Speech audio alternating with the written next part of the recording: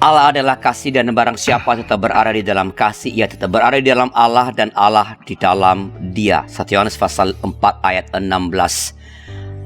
Jumpa kami dalam acara Bincang GKI Gema Kasih Indonesia bersama saya Pendeta Arlian Saurus sebagai pemandu perbincangan kita. Dalam acara ini kami membahas pokok-pokok penting dari iman Kristen dan isu-isu hangat yang sedang berlangsung di tengah masyarakat. Tentu saja dilihat atau dibahas, diulas dalam perspektif iman Kristen. Dan kali ini, sahabat JKB GKI TV, kita akan berbincang tentang Yesus penggenap para nabi. Yesus penggenap para nabi. Dan untuk memperbincangkan pokok ini telah datang istri Bapak Pendeta Yohanes Bambang Mulyono MTH. Selamat datang Pak Yo. Ya, terima kasih Pak. Ya, Pak Yo adalah kita biasa manggil dia Pak Yo, Yohanes Bambang Mulyono, orang bilang YBM, ya. Tapi kami panggil dia Pak Yo. Bisa ya Pak ya? Silakan. Ya. Pak Yo adalah seorang pendeta GKI, pendeta tugas khusus GKI Asia Barat yang mendapat tugas khusus sebagai pendeta di Universitas Kristen Maranatha Bandung, ya. Beliau seorang penulis yang sangat produktif, sampai sekarang udah menulis 18 buku, saudara-saudara. Bukan buku-buku sederhana, tapi bisa dibilang termasuk buku-buku teks. Dan yang terakhir baru saya terbit pada bulan Oktober ini, judulnya Merayakan Peristiwa Mesias. Merayakan Peristiwa Mesias, buku 17 bulan yang lalu ya Pak ya? Ya, tanggal 17 kemarin. Ya, yang buku ke-17 Mutiara Iman. Mutiara Iman sebulan yang lalu. Ya. Ya, dari penerbit yang berbeda. Jadi bagi saudara yang ingin membelikan, silakan saja melihat di toko buku, ya, karena isinya pasti akan memberi pencerahan kepada kita. Nah, sahabat DKB GKI TV, kita berbincang Pak Yo tentang Yesus sebagai penggenap para nabi, ya. Bisa sebelum kita lebih jauh, bisakah memberikan penjelasan tentang apa sih yang sebutlah penjelasan umum dulu yang tentang apa sih maksudnya kalau dikatakan Yesus penggenap. Apa sih penggenap para nabi itu? Ya. Jadi kata penggenap itu sebenarnya dikatakan oleh Yesus dalam konteks bahwa dia datang bukan untuk meniadakan hukum Taurat dan kitab para nabi, tetapi untuk menggenapinya. Jadi kata penggenap di sini sebenarnya lebih identik artinya dengan menyempurnakan. Ya. Yang disempurnakan para nabi atau menghadirkan secara lebih komprehensif, lengkap, utuh apa yang dinubuatkan para nabi. Mana di antara? Atau dua-duanya? Lebih tepat yang kedua Pak. Jadi dia menggenapkan apa yang diberitakan oleh para nabi. Bahkan yang diberitakan para nabi yaitu Taurat itu kan disebut firman Tuhan. Nah, kalau ini firman Tuhan disempurnakan, pertanyaannya, nah ini siapa orang ini bisa menyempurnakan firman Tuhan? Begitu.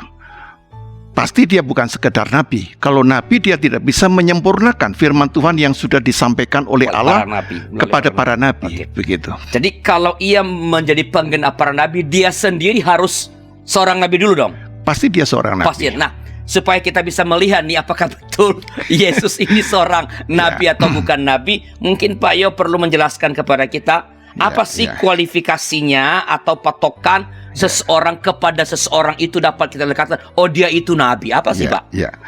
Jadi pertama-tama kita harus melihat misalnya Markus pasal 6 ayat 4. Di mana dikatakan, maka Yesus berkata kepada mereka, seorang nabi dihormati di mana-mana kecuali di tempat asalnya sendiri, di antara kaum keluarganya dan di rumah. Jadi dia di sini menempatkan dirinya sebagai seorang nabi. Yesus mengatakan aku nabi loh, begitu juga ya? Nabi, begitu. Nah, kalau ditanya tadi tentang apa kriteria ya Pak ya. Nah, kriterianya kalau saya sebut itu ada 5. Ya, ada 5 kriteria yang seseorang tuh dapat disebut sebagai nabi. Yang pertama, dia harus menerima penyataan Allah atau teofani. Jadi seperti Musa itu menerima teofani berupa nyala api yang keluar dari semak duri, ya. Lalu yang kedua, dia menerima pewahyuan firman Tuhan. Jadi misalnya di dalam kitab Nabi Yoel pasal 1 disebutkan, maka datanglah firman Tuhan kepada Yoel. Jadi pewahyuan, berbicara melalui dia, kepada dia, begitu. Atau kemudian yang ketiga, dia memang mendapatkan tugas setelah dia dapat wahyu, yaitu untuk memberitakan firman kepada umat. Itu tugas langsung dari Tuhan. Begitu. Supaya umat mengalami pertobatan, begitu ya. Lalu yang keempat, seorang nabi harus ditandai dengan hidupnya menjadi tanda dan teladan. Jadi kehidupan seorang nabi secara total dijadikan tanda dan teladan bagi umat, karena dia adalah contoh yang dapat diteladani, ya. Dan yang kelima, seorang nabi itu dikaruniai mujizat, ya, untuk menyatakan bahwa tanda mujizat itu tanda dari otoritas atau kuasa Allah yang diberikan, ya, seperti Nabi Elisa yang juga bisa membangkitkan anak janda Sunem, dan juga karya-karya mujizat dari Nabi Elia, termasuk Musa, begitu. Saya boleh nambahkan satu lagi, bahwa di antara 5 ini juga ada namanya karunia nubuat. Nah, seorang nabi mendapatkan karunia nubuat, ya. Jadi nubuat di sini adalah ilham atau wahyu dari Roh Kudus yang dikaruniakan kepada seseorang yang dianggap layak untuk menyampaikan firman Tuhan tentang apa yang sedang terjadi atau apa yang akan terjadi. Jadi sementara ada 6 itu. Ada 6, ya. Jadi kriteria.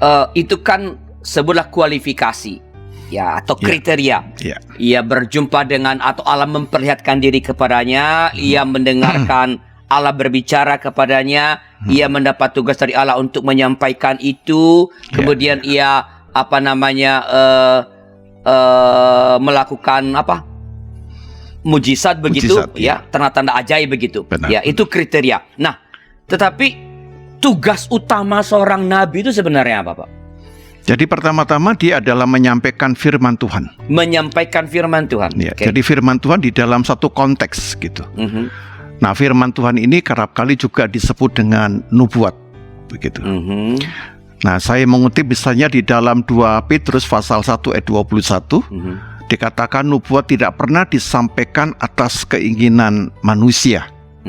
Sebaliknya, apa yang disampaikan manusia berasal dari Allah, karena mereka digerakkan oleh kuasa kudus, ya. Jadi jelas bahwa firman Tuhan berupa nubuat ini bukan karena keinginan atau rekaan manusia, memang diberikan oleh Tuhan untuk disampaikan kepada umat, begitu.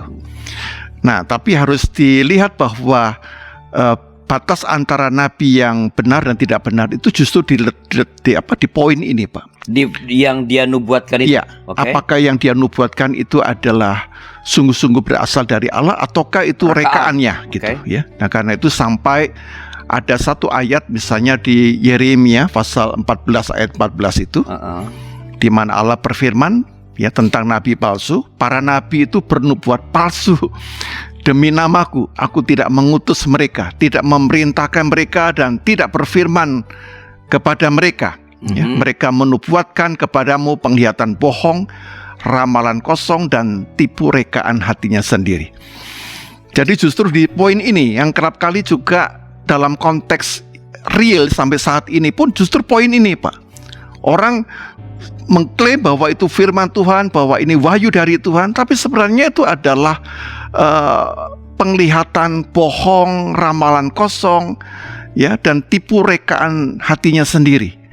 Nah, seorang nabi yang benar dari Allah itu, dia tidak akan melakukan hal itu. Jadi apa yang mengatasnamakan Tuhan, Tuhan berbicara kepada saya, atas nama Tuhan saya menyampaikan, belum tentu dari Tuhan. Belum tentu. Nah, itu justru memanipulasi nama Tuhan, ya. Nah, itu biasanya dalam rangka untuk membesarkan bahwa dia punya karunia khusus, bahwa dia mempunyai hubungan yang dekat dengan Allah. Tetapi justru klaim itu merupakan hasil atau produk dari rekaan atau kebohongan, begitu. Bagaimana kita membedakan kalau begitu, kan sama-sama pakai nama Allah? Ya. Apalagi kalau sekarang misalnya Pak mengutip teks kitab suci. Iya, iya. Jadi harus ada buktinya, Pak. Jadi nubuat itu harus ada buktinya. Jadi misalnya kalau dikaitkan dengan Yesus pernah bernubuat, pernah. Dan seandainya nubuat ini tidak terjadi, maka kita juga mengatakan Yesus adalah nabi palsu, begitu. Oke, jadi sejauh apa yang dinubuatkan belum menjadi kenyataan, kita pantas meragukan. Jadi kalau saya bilang nih Pak, air yang ada dalam gelas ini sudah dapat menyembuhkan Anda dari penyakit COVID atas nama Tuhan. Ya, ya. As long as belum terbukti itu saya nabi palsu. Ya. Hah? Ya, artinya itu menggunakan nama Tuhan atau menggunakan wibawa dari Kristus untuk menyatakan bahwa pernyataan kita itu mempunyai nilai validitas, begitu. Nah, misalnya tadi kembali kepada Yesus, Yesus membuktikan bahwa dia pernah bernubuat. Misalnya kita membaca dari Injil Matius pasal 24 ayat 1 sampai dengan 3, di mana dia menubuatkan bahwa kota Yerusalem dan Bait Allah akan runtuh. Dan nubuat Yesus terjadi pada tahun 70. Kota Yerusalem dan Bait Allah dihancurkan oleh tentara Romawi di bawah pimpinan Jenderal Titus. Tapi kan setelah Yesus tidak ada kan Pak? Ya, tapi kan butuh Pak. Nubuat itu kan butuh waktu. Ya, artinya sebenarnya ketika seseorang menubuatkan sesuatu, let's say seperti itu, kita belum bisa menguji apakah ia seorang nabi atau nabi palsu sampai itu terbukti. Jadi selama belum terbukti, jadi kita anggap dia sebagai apa? Ya, contohnya tadi Bapak kan mengutip misalnya air ini akan dapat menyembuhkan dari COVID. Nah, kalau dia dengan kalimat seperti itu, tandanya setelah diminum harusnya dia langsung sembuh. Oh ya, itu lebih gampang ya. Itu lebih gampang kan. Ya. Tapi kan ini Yesus menubuatkan tentang kota, tentang kehidupan atau sejarah Israel, begitu. Kota Jakarta akan menjadi apa namanya, kota akuarium begitu.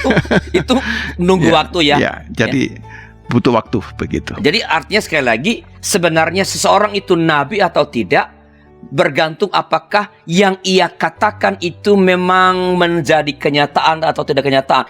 Kalau dia menubuatkan hal yang jauh ke depan, gimana itu Pak? Ya. Jadi tentunya ada yang sifatnya jauh ke depan, ya, sifatnya eskatologis. Tetapi Yesus lebih banyak membuktikan melalui mujizat-mujizat yang dia lakukan. Dia mengerjakannya. Itu, ya. Jadi saat itu juga dia melakukan apa yang dia katakan. Ya, jadi dia membuktikan apa yang dia katakan itu terjadi di dalam realitas hidup saat itu.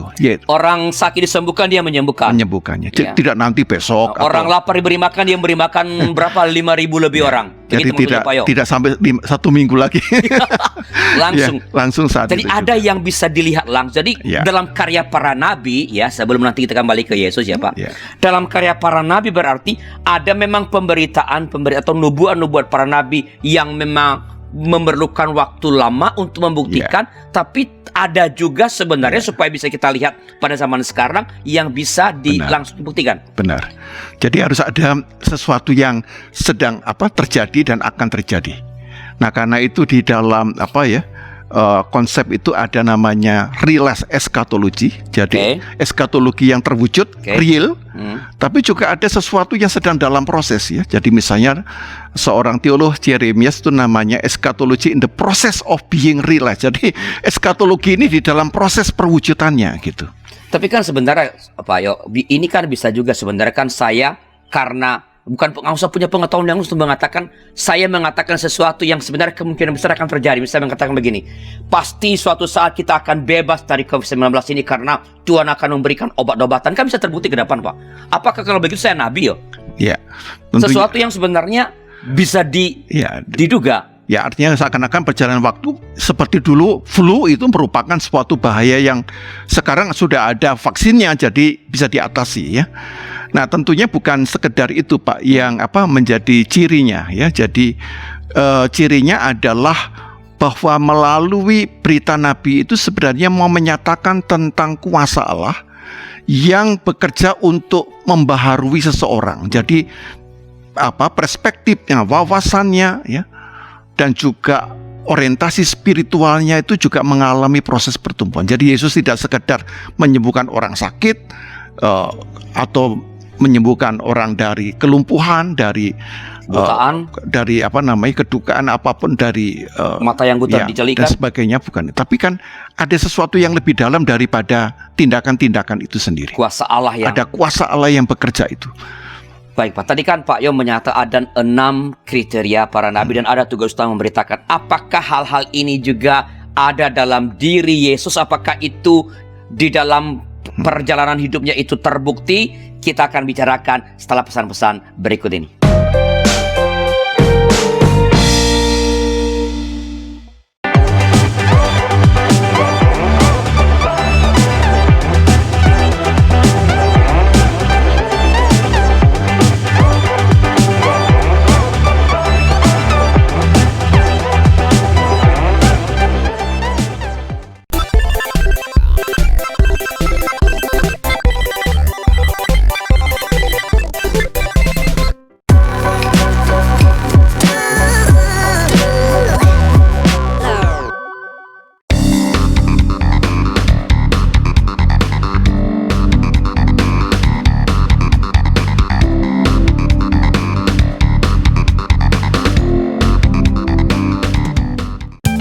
Sahabat, mari dukung pelayanan dan pekabaran Injil melalui YKB dengan membagikan link acara ini kepada sebanyak mungkin orang.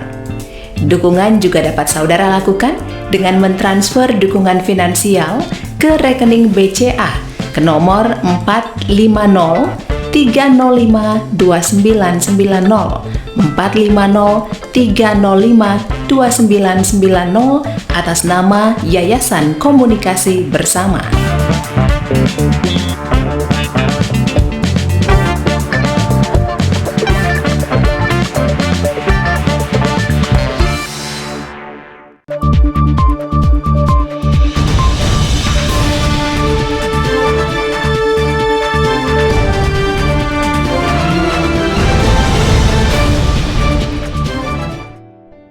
Kita masih berada dalam acara Bincang GKI Gema Kasih Indonesia bersama saya Pendeta Arnes Laro sebagai pemandu perbincangan kita, dan narasumber kita Bapak Pendeta Yohanes Bambang Mulyono, Master of Theology. Kita sedang berbincang tentang Yesus sebagai penggenap para nabi. Pak Yo, saya kembali pada kriteria, Pak ya. Tadi kan Pak Yo mengatakan ada 6 ya. 5 dan ada tambahan 1, Pak Yo.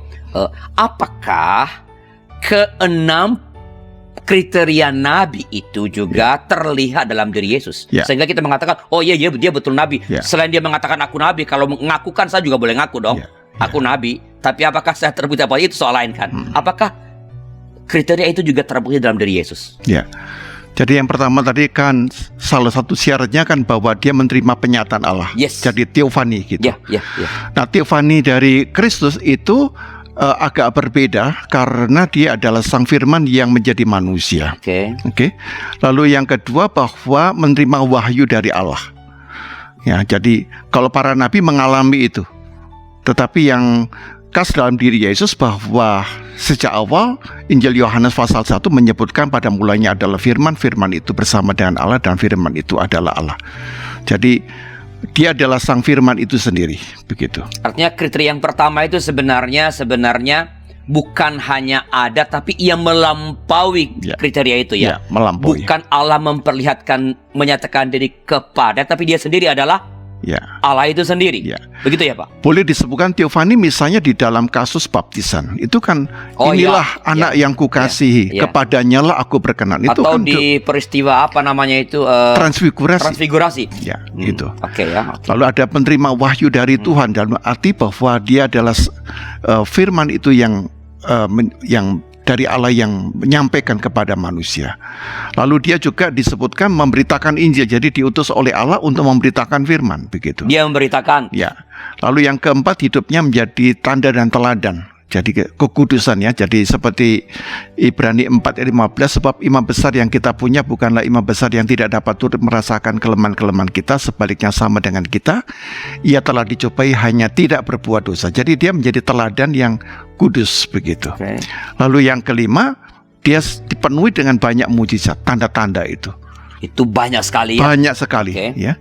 Dan yang keenam adalah tadi yang saya katakan karunia nubuat tadi, yang sudah dikutip tentang contohnya adalah menubuatkan kota Yerusalem misalnya. Ya, jadi artinya seluruh kriteria yang dilekatkan pada seorang nabi ada di dalam diri Yesus. Benar. Oke Pak.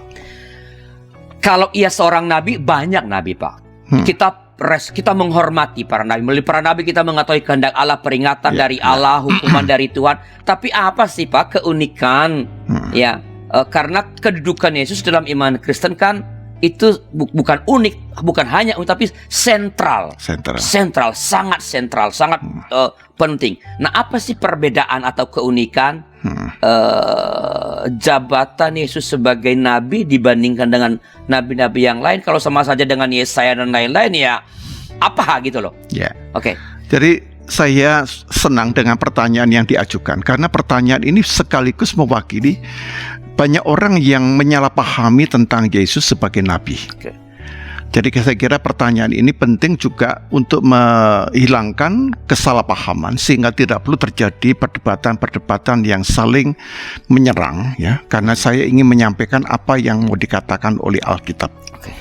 Jadi yang pertama, keunikan dan kekhususan Yesus itu saya boleh ringkas menjadi 3, Pak. Okay.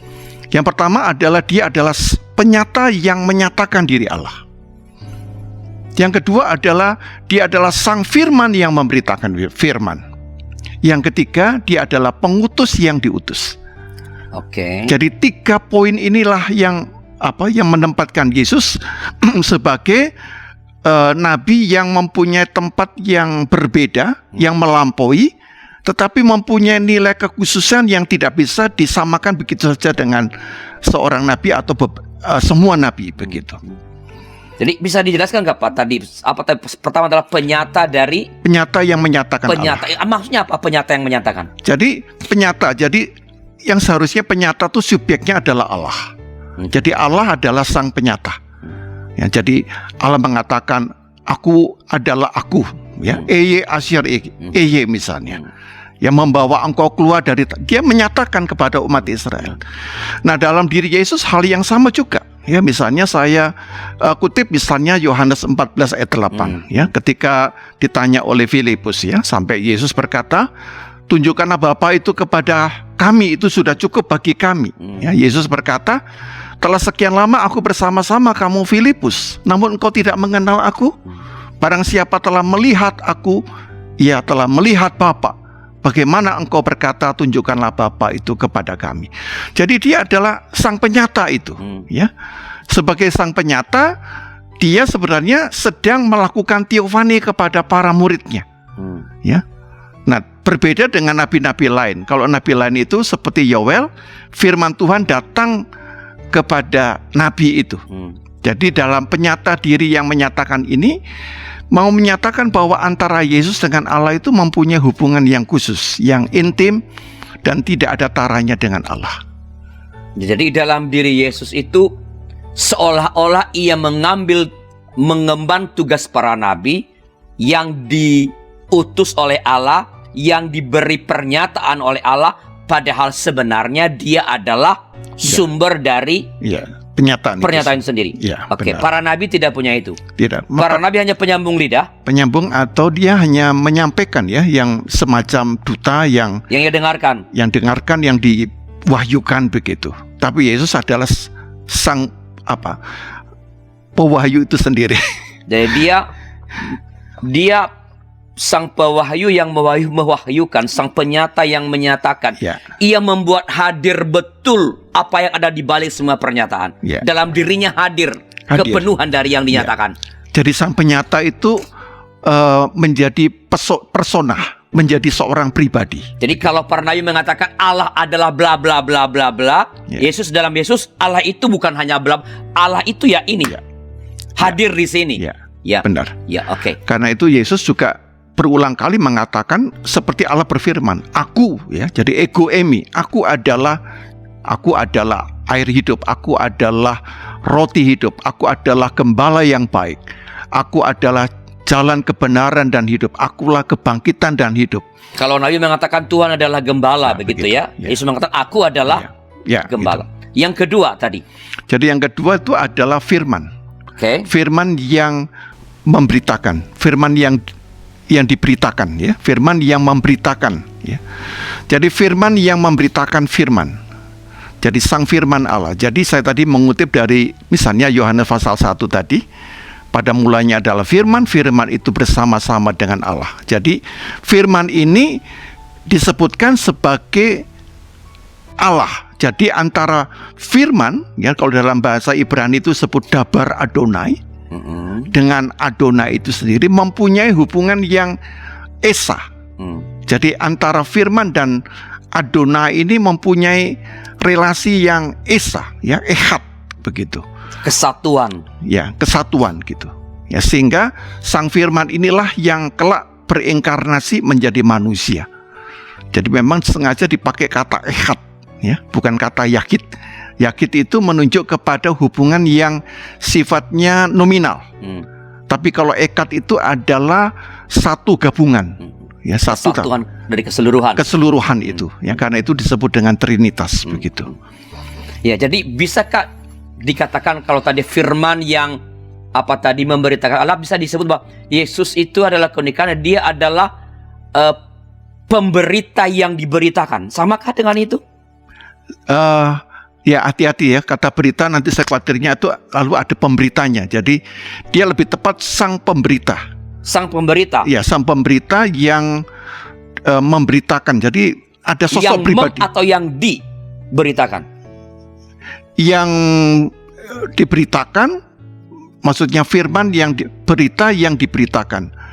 Sebentar, saya hanya khawatirnya dengan kata di itu nanti ada salah paham. Jadi maksudnya dia sebagai subjek, misalnya berita, dia memberitakan. Ya boleh kata memberitakan. Ya. Sang pemberita yang memberitakan. Yang memberitakan. Tapi dia juga yang diberitakan kan, Pak Yo? Dia yang diberitakan. Jadi yang diberitakan oleh para nabi. Ya. Ya, tapi dia bukan diberitakan oleh dirinya sendiri. Oh, ya. Tapi Yesus memberitakan dirinya toh. Ya. Aku adalah. Nah itu memberitakan. Jadi, bentuknya. Ia hadir aktif, seolah-olah sebagai sang pemberita. Ya. Padahal dirinya sendirilah isi dari yang diberitakan oleh para nabi, dan dia memberitakan itu.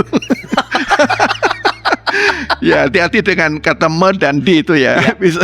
Jadi sang pemberita yang memberitakan dan sekaligus yang diberitakan sebenarnya. Para nabi, ya. Itu yang para nabi-nabi yang lain atau semua para nabi tidak punya. Mereka hanya memberitakan. Memberitakan yang diterima. Mereka tidak diberitakan. Tidak diberitakan. Ya. Tidak ada nabi diberitakan oleh nabi lain, tidak ada pernah.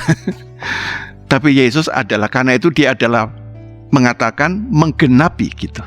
Mencari para nabi adalah mencari apa yang mereka beritakan. Mencari para nabi adalah berarti kita mencari apa yang mereka beritakan. Mencari Yesus bukan hanya mencari yang ia beritakan, tapi mencari dirinya sendiri. Atau saya ubah, berjumpa para nabi artinya berjumpa dengan yang mereka nubuatkan, yang mereka beritakan. Berjumpa dengan Yesus bukan hanya berjumpa dengan yang ia beritakan, tapi berjumpa dengan dirinya sebagai yang diberitakan. Begitu, Pak? Betul, gitu. Itu yang dikatakan Yesus kepada Filipus itu ya. Ya, barang siapa melihat aku, ia melihat Bapa. Begitu. Supaya ini jelas nih, karena ini bahasa kalau salah-salah dikit bisa salah paham. Iya. Yang ketiga tadi apa, Pak? Jadi Yesus adalah pengutus yang diutus Allah. Jadi dia memang diutus, tapi dia sesungguhnya adalah pengutus, begitu ya. Jadi disitulah di dalam bahasa Latin disebutkan bahwa karya Allah Trinitas itu tak terpisahkan, ya. Itu ada satu ungkapan namanya opera Trinitatis et extra indivisa sun, ya. Jadi opera Trinitatis itu karya Allah, et extra yang keluar dari Allah itu, indivisa yang tak terpisahkan. Jadi karya Bapa, Anak, Roh Kudus itu selalu saling terkait, berkelindan, ya, perikoresis ya, orang seringkali karena menyebutnya perikoresis. Sehingga pengutusan Yesus itu juga adalah pengutusan Allah, dan pengutusan Allah juga merupakan pengutusan anak yang adalah dirinya juga. Ini berarti sebenarnya di dalam diri sebagai pengutus, pengutus yang diutus. Pengutus yang diutus itu semacam apa ya? Bukan kontradiksi ya? Bukan, paradoks, Pak. Paradoks itu satu, tetapi ada dua dimensi. Kalau kontradiksi kan bertentangan, tidak bisa nyambung ya. Tapi kalau paradoks itu seperti sesuatu yang menyatu gitu ya. Saya anggap seperti mata uang itu kan ada muka belakang, itu paradoks gitu. Tapi ini namanya mata uang ini harus seperti itu. Jadi pendeknya tadi kan berarti Yesus memang ia diutus oleh Allah untuk mewartakan keselamatan, tetapi sebenarnya di dalam kesatuannya dengan Sang Bapa, ia sebenarnya turut mengutus juga. Ya, mengutus juga. Nah, itu ada dasar ayatnya tuh. Gimana, Gar? Misalnya di dalam Yohanes 17 ayat 18. Nah, ayat ini seringkali yang diambil ayat 3 tetapi diabaikan ayat-ayat berikutnya, ya. Oleh teman-teman kita yang mungkin salah mengerti. Jadi misalnya di dalam Yohanes 17 ayat 18 Yesus berkata, sama seperti ini doa Yesus ya, sama seperti engkau telah mengutus aku ke dalam dunia, demikian pula aku telah mengutus mereka ke dalam dunia. Jadi ada frasa engkau telah mengutus aku ke dalam dunia. Dan itu kalau kita lihat di dalam konteksnya, di dalam ayat 5 diperkata, oleh sebab itu ya Bapa, permuliakanlah aku pada dirimu sendiri dengan kemuliaan yang kumiliki di hadiratmu sebelum dunia ada. Jadi sangat jelas ayat ini. Jadi dia mempunyai kemuliaan yang sejak kekal dimiliki oleh Allah. Lalu ayat 18, sama seperti engkau telah mengutus aku ke dalam dunia. Jadi ada sebuah opera trinitatis et extra indivisa sum tadi. Ya, jadi sebenarnya apa yang dinyatakan dalam perutusan Yesus itu sebenarnya sebenarnya itu adalah bagian dari perutusan Sang Bapa, Anak, dan Roh Kudus. Cuman sekarang itu dibuat apa namanya?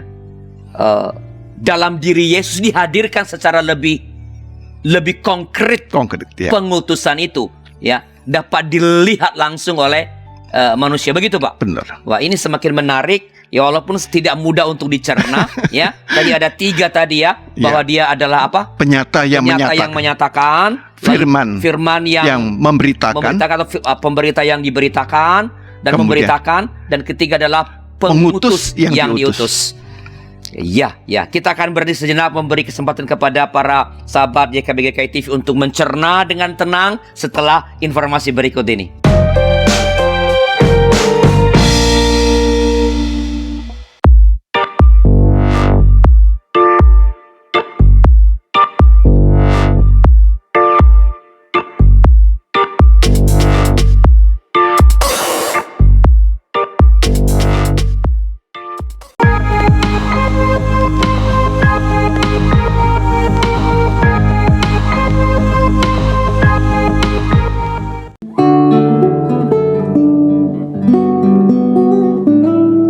Sahabat YKB, mari kita memuji Tuhan.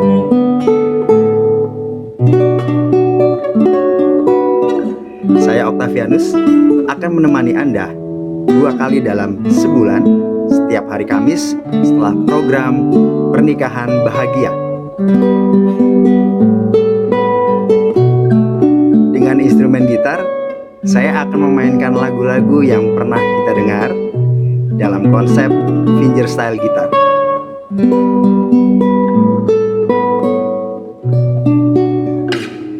Jangan lewatkan program Sela setiap Kamis 2 kali dalam sebulan setelah program Pernikahan Bahagia.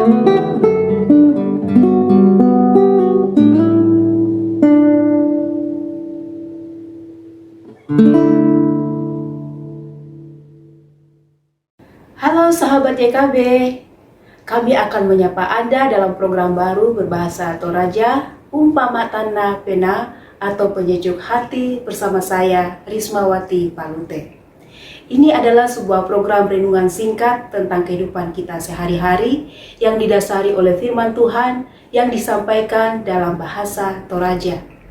Program ini akan tayang setiap hari Jumat, jam 1 siang di channel YKB GKI TV.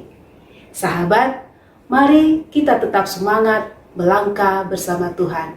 Selamat laku kita solanasang, Tuhan memberkati.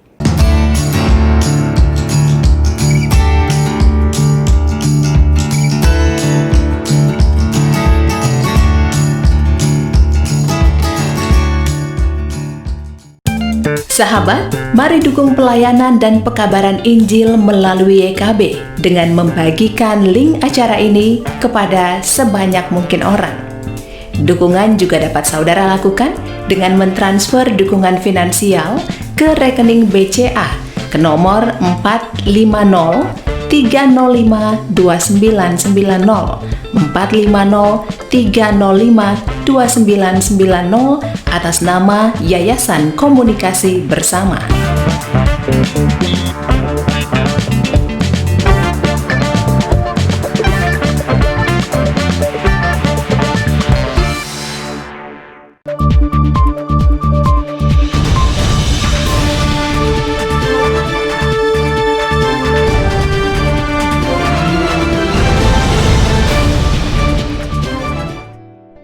Kita masih berada dalam acara Bincang GKI Gemakasih Indonesia bersama saya, Pendeta Arnes Larus sebagai pemandu perbincangan kita. Kita sedang berbincang tentang Yesus sebagai pengenap para nabi. Inilah segmen yang terakhir. Bila ada pertanyaan atau komentar, silakan kirimkan di chat room yang tersedia. Atau kalau acara ini sudah berlangsung selesai, nanti bisa juga di kolom komentar. Pak Pendeta Yo akan tentu siap untuk menolong kita untuk merespon pertanyaan-pertanyaan itu. Kita kembali pada percakapan kita dengan narasumber Bapak Pendeta Yohanes Bambang Mulyan. Pak Yo, ini segmen terakhir Pak. Ya, saya ingin kan tadi memberikan pendasaran teologis, lalu bagaimana Perjanjian Lama berbicara tentang Yesus dan sebagainya. Nah, ini saya agak sedikit menariknya ke sini. Apakah dasar dan makna khusus ya?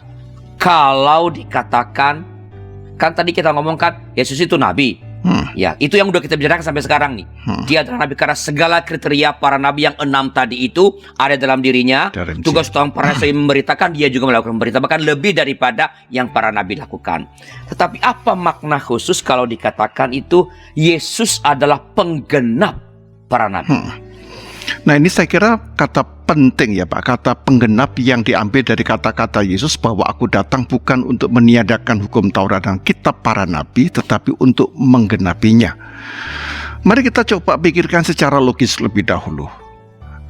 Saya yakin kalau itu ditanya kepada agama Yudaisme ataupun agama yang lain, hukum Taurat, kitab para nabi ataupun nabi-nabi ya, Torah, kitab Neviim ataupun Ketuvim, pasti mereka mengatakan firman Tuhan. Kalau ini firman Tuhan, harusnya tidak bisa disempurnakan Pak. Firman Tuhan itu sempurna. Kalau sesuatu yang sempurna dan tiba-tiba Yesus berani mengatakan, kamu telah mendengar firman, jangan membunuh, tetapi aku berkata kepadamu, itu sudah merupakan satu koreksi. Ya. Dan koreksinya bukan menghilangkan, tetapi dia memberikan pemaknaan yang baru dan lebih dalam lagi, dan lebih manusiawi. Maka harus dibayangkan siapa orang ini begitu. Apakah orang ini sekedar seorang nabi yang menyampaikan begitu, ataukah dia menyampaikan dengan satu otoritas? Ya. Ini ada firman Allah dan dia mengklaim, tetapi aku berkata kepada, bukan berkata kitab suci berkata, bukan Allah berfirman, tetapi aku di sini subjek aku. Dia punya otoritas. Ya, ego itu besar sekali gitu. Maka keakuan dalam diri yang dikatakan Yesus tentang dirinya itu menyatakan dia bukan sekadar nabi. Dia lebih daripada nabi, dan itu sebenarnya sangat kuat karena jawabannya jelas, karena dia adalah sang firman yang menjadi manusia. Jadi dia adalah sang Dabar Adonai, sang Logos itu sendiri. Jadi pendasaran tentang kata penggenapan itu menjadi bagian yang penting. Dan yang kedua, dia menyatakan bahwa yang dia beritakan itu disebutkan dengan kata khusus. Bukan hanya Injil, tapi Injil Kerajaan Allah, gitu. Jadi kadang-kadang kita hanya menyampaikan Injil. Bedanya apa sih Pak kalau cuma mengatakan Injil memberitakan Injil Kerajaan Allah? Nah, kalau kata Injil kan Evangelium, kabar baik aja. Misalnya ada satu berita kemenangan yang dilakukan, disampaikan perang ya. Sampaikan kabar baik kepada rakyat. Kelahiran putra mahkota ya, itu kan Evangelion. Tapi ketika disebutkan Injil Kerajaan Allah, berarti kabar baik tentang hadirnya Kerajaan Allah. Dan ini bagian yang penting, Yesus sebagai penghadir Kerajaan Allah. Jadi dia bukan hanya mengkoreksi, menggenapi yang dikatakan oleh firman Tuhan melalui para nabi, tapi dia mengatakan bahwa berita yang dia sampaikan adalah berita dari realitas atau manifestasi kerajaan Allah itu. Kan bisa ada dua ini ya Pak, ada dua, sebutlah dua jalur ya.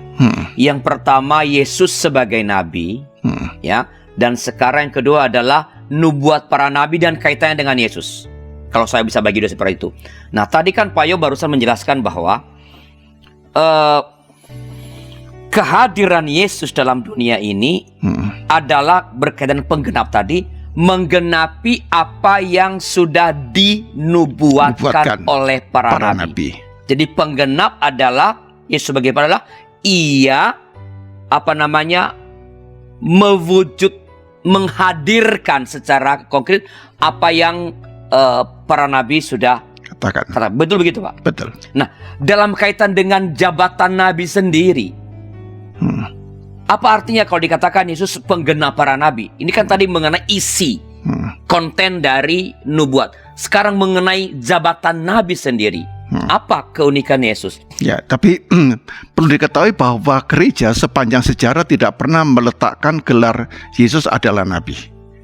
Oke. Kalau toh disebut nabi dalam pengertian fungsinya, fungsional.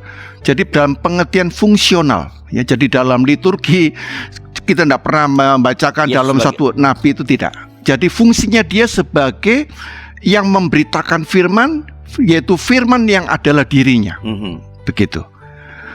Lalu yang kedua, bahwa dalam kaitannya jabatan itu yang dia lakukan dalam peran sebagai nabi, yaitu bahwa misalnya tadi sebutkan misalnya di dalam Lukas ya, misalnya Lukas pasal 4 ayat 43-44. Jadi contohnya juga di kota-kota lain aku harus memberitakan Injil kerajaan Allah.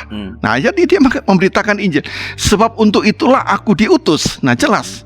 Dan ia memberitakan Injil dalam rumah-rumah ibadah di Yudea. Jadi dia melakukan tugas yang fungsional sebagai seorang nabi, begitu. Nah, lalu bahwa di dalam tugasnya dia memberitakan Injil ini, dia memberitakan Injil kerajaan Allah. Di dalam Injil yang dia beritakan itu ada satu kekuatan yang tidak dapat diberikan oleh para nabi, yaitu dia menghadirkan pengharapan itu. 2, pengampunan. 3, pemulihan. Karena itu Yesus berkata, dosamu diampuni. Ya, jadi dia tidak lagi mengatasnamakan Allah, tetapi aku, ya, anak manusia. Ya, sebagai anak manusia dia mengampuni dosa. Maka di dalam konteks ini dia jelas peranannya bukan sekedar melanjutkan yang kenabian yang pernah ada, tapi dia melanjutkan bahwa yang dinubuatkan oleh para nabi dapat dia nyatakan, karena dinyatakan Allah bahwa dia adalah yang mempunyai wewenang untuk mengampuni dosa, untuk memberikan pengharapan, untuk menghadirkan pemulihan. Ya, jadi artinya sebenarnya kembali kepada yang tadi, bahwa Yesus memang mengerjakan semua hal yang dikerjakan para nabi. Dikerjakan para nabi. Jadi apa yang nabi-nabi kerjakan, bernubuat, menyampaikan sebuah peringatan mengenai dosa, ajakan untuk bertobat, itu kan para nabi kan? Ya. Kecaman, lalu ajakan untuk bertobat, lalu berita keselamatan, ya. Tetapi Yesus tidak hanya menyampaikan itu, begitu ya Pak? Ya. Ia menghadirkan isi berita itu. Isi beritanya. Jadi tidak lagi berita, tetapi berita ini menjadi sosok yang dimana orang ketika berjumpa dengan dia mengalami itu. Ya, jadi ada satu pengalaman bagi orang-orang yang berjumpa dengan Kristus, satu pengalaman eksistensial bahwa benar-benar Allah melawat mereka. Jadi Allah yang jauh, yang transenden itu kini hadir dan dapat alami secara langsung di dalam kehidupan dan pergumulan seseorang. Ya, jadi artinya kalau begitu sebenarnya bukan hanya tentang nabi, seluruh sebuah jabatan-jabatan atau gelar-gelar yang dilekatkan pada Yesus, sebenarnya Yesus sendiri tak dapat ditampung oleh sebutan-sebutan itu. Ya, tidak bisa. Sebutan itu hanya untuk membantu satu aspek dari peranannya atau karyanya, gitu. Tetapi sebutan itu tidak merepresentasikan seluruh kediriannya sebagai Sang Anak Allah atau Sang Firman Allah itu sendiri. Bahkan dalam kategori yang satu itu pun, misalnya tadi kita biasa sebagai nabi, bahkan dalam kategori nabi pun, tugas kenabian yang ia jalankan pun tidak bisa menampung istilah tidak bisa nabi itu sendiri. Ya, karena dia sebutkan Injil Kerajaan Allah. Dalam Kerajaan Allah kan sebenarnya mau mengatakan apa Kerajaan Allah? Ya, Basilia Tuteo, pemerintahan Allah. Jadi di dalam diri Yesus itu pemerintahan Allah itu hadir. Ya, jadi pemerintahan Allah yang melampaui segala pemikiran, yang para filsuf itu membuat filsafatnya kan kira-kira seperti itu, bagaimana realitas ide atau realitas rohani itu ya. Ini hadir begitu. Nah, karena itu yang eskaton itu, yang eskatologi itu nyata di dalam realitas manusia masa kini itu. Ia menghadirkan di sini apa yang oleh para nabi dikatakan akan ada di depan. Di depan realitas itu telah menjadi begitu. Dan karena itu Yesus selalu salah mengerti, karena manusia kan terbatas ya untuk memahami satu realitas yang melampaui dirinya itu. Ya. Jadi sebenarnya sekali lagi kembali kepada tiga hal yang utama tadi. Kalau dikatakan ia adalah penyata yang menyatakan, ia adalah pemberita yang diberitakan, pengutus, ia adalah pengutus yang diutus. Jadi di dalam tiga tiga keunikan inilah sebenarnya kita melihat atau di dalam ketiga kategori ini kita melihat keunikan kekhususan dari Yesus yang hadir sebagai nabi. Ia tidak hanya memberitakan, tapi yang ia beritakan itu ia hadirkan. Ya, dia tidak hanya ia bukan sekedar diutus, ia adalah sang pengutus itu sendiri. Ya, ia bukan hanya mendapat Allah menyatakan diri padanya, melainkan ia menyatakan Allah itu melalui dirinya kepada orang-orang yang disapa pada waktu itu, kini dan pada masa yang akan datang. Baik Pak Yo, ini tidak hal yang tidak gampang dicerna. Saya berharap para sahabat di KBGKI TV boleh sungguh-sungguh memahami ini, karena tadi Pak Yo mengatakan ini sering disalahpahami. Mungkin bisa sedikit apa sih kesalahpahaman yang biasa muncul, Pak? Ya, karena selalu pemahamannya itu adalah bagaimana Allah itu Sang Firman, ya, Logos atau Dabar Adonai, atau di dalam bahasa Arab Kalimatullah itu bisa menjadi manusia. Bagaimana yang transenden, yang tidak dapat dijangkau oleh pikiran, yang sifatnya adalah kekal, dia menjadi sesuatu insan yang historis, yang tanda petik itu makhluk begitu. Tetapi itu adalah bagi saya dalam iman Kristen itu adalah poin yang paling penting. Justru yang paling penting. Bagaimana kita bisa disapa oleh Allah tanpa melalui bahwa Sang Firman itu harus dalam kondisi yang sama. Jadi karena itu di dalam diri Kristus Sang Firman Allah, sesungguhnya Allah sedang menerobos, melakukan intervensi ke dalam sejarah dan kehidupan umat manusia agar apa? Sejarah ini mengalami proses pembaruan, proses pemulihan, agar mereka ini dapat menjadi komunitas di dalam realitas kerajaan Allah itu. Ya. Jadi karena itu di dalam inkarnasi Yesus, manusia harus memberi respon iman kepadanya. Tidak ada cara lain.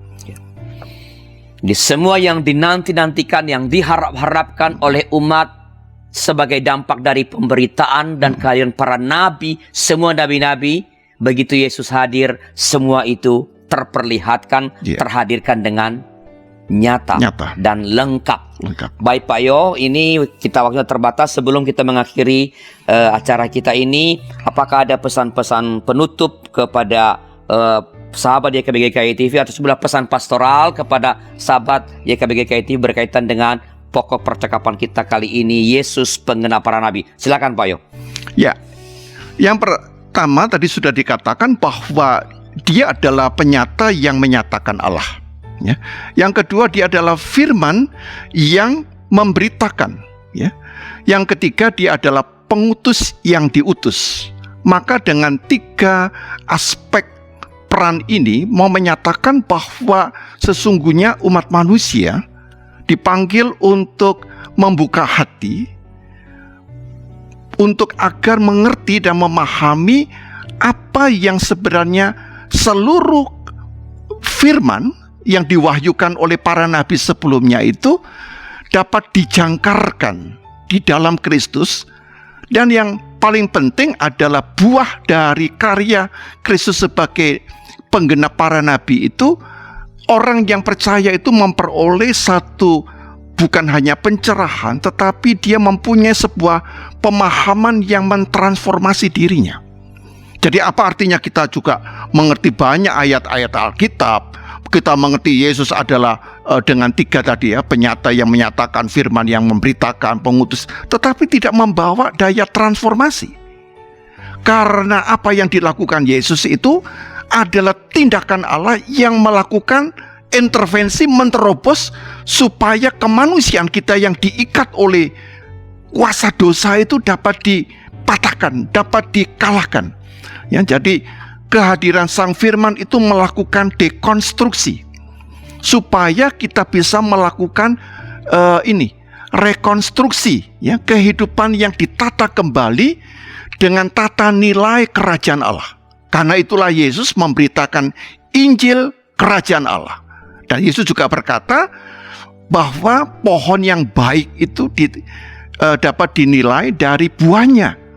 Jadi Yesus sebagai penggenap para nabi adalah bagi kita yang akrab dengan ayat-ayat Alkitab. Tetapi kalau kemudian kita tidak menghasilkan buah yang baik, itu sama saja kita juga menolak dia sebagai sang penggenap para nabi. Jadi kata-kata Yesus itu juga kata-kata manusiawi yang relatif, yang boleh dilanggar, yang boleh ditawar atau dikompromikan dengan keinginan manusia. Kiranya percakapan ini dapat membantu kita memahami Yesus adalah sang penggenap para nabi. Baik, Pak, terima kasih atas pencerahan yang diberikan kepada seluruh sahabat DKB. Saya percaya kita semua diberkati dengan percakapan ini. Yesus penggenap para nabi, berjumpa dengan seperti berjumpa, mengalami, melihat seluruh yang dinubuatkan oleh para nabi. Itu hadir secara lengkap di dalam diri Tuhan kita Yesus Kristus. Bila ada pertanyaan-pertanyaan, silakan dikirimkan kepada kami melalui nomor 0812-8188-9191. Saya ulangi, 0812-8188-9191. Terima kasih sekali lagi Pak Yo atas kehadirannya dan seluruh yang sudah disampaikan. Dan sahabat DKB, sampai jumpa pada episode yang akan datang. Tuhan memberkati kita. Salam GKI, Terima kasih Indonesia.